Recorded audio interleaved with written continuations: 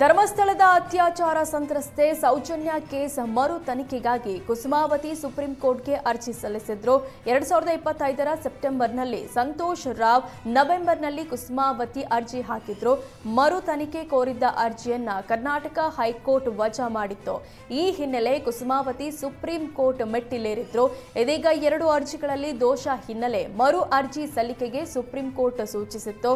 ಆದರೆ ಈಗ ಸಲ್ಲಿಸಿದ ಅರ್ಜಿಯಲ್ಲೂ ದೋಷಗಳಿರೋ ಹಿನ್ನೆಲೆ 90 ದಿನಗಳ ಕಾಲಾವಕಾಶ ನೀಡಿ ಮಾರ್ಚ್ 23ಕ್ಕೆ ಸುಪ್ರೀಂ ಕೋರ್ಟ್ ವಿಚಾರಣೆ ಮುಂದೂಡಿದೆ.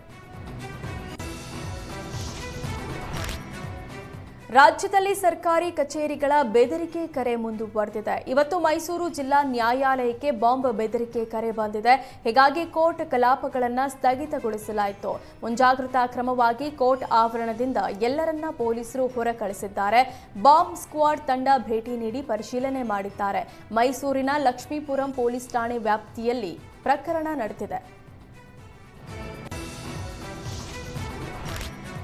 ಬಾಗಲಕೋಟೆ ಜಿಲ್ಲಾ ನ್ಯಾಯಾಲಯಕ್ಕೆ ಬಾಂಬ್ ಬೆದರಿಕೆ ಕರೆ ಬಂದಿದೆ. ನ್ಯಾಯವಾದಿಗಳು, ಕಕ್ಷಿದಾರರು, ನೌಕರಸ್ಥರನ್ನ ನ್ಯಾಯಾಲಯದಿಂದ ಹೊರಕ್ಕೆ ಕಳಿಸಲಾಯಿತು.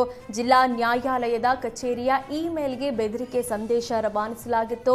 ನಿಮ್ಮ ಜಿಲ್ಲಾ ನ್ಯಾಯಾಲಯದ ಕ್ರಿಟಿಕಲ್ ಸ್ಥಳಗಳಲ್ಲಿ ಬಾಂಬ್ ಇಟ್ಟಿದ್ದೇವೆ, ಊಟದ ಅವಧಿಯಲ್ಲಿ ನಮ್ಮ ಸಿಬ್ಬಂದಿ ಬ್ಲಾಸ್ಟ್ ಮಾಡ್ತಾರೆ ಅನ್ನೋ ಮೇಲ್ ಬಂದಿತ್ತು.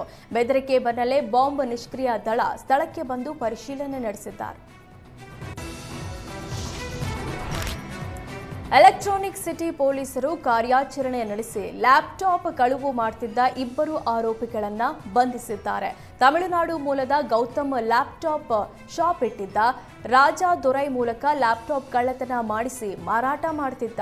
ರಾಜಾದೊರೈ ಪಿಜಿಗಳಿಗೆ ನುಗ್ಗಿ ಕಳ್ಳತನ ಮಾಡುತ್ತಿದ್ದ. ಸದ್ಯ ಸಿಸಿಟಿವಿ ಆಧರಿಸಿ ರಾಜಾದೊರೈ ಹಾಗೂ ಗೌತಮ್ನನ್ನ ಪೊಲೀಸರು ಬಂಧಿಸಿದ್ದಾರೆ. ಬಂಧಿತರಿಂದ 40 ಲಕ್ಷ ಮೌಲ್ಯದ ವಿವಿಧ ಕಂಪನಿಗಳ 48 ಲ್ಯಾಪ್ಟಾಪ್ಗಳನ್ನು ವಶಕ್ಕೆ ಪಡೆದಿದ್ದಾರೆ.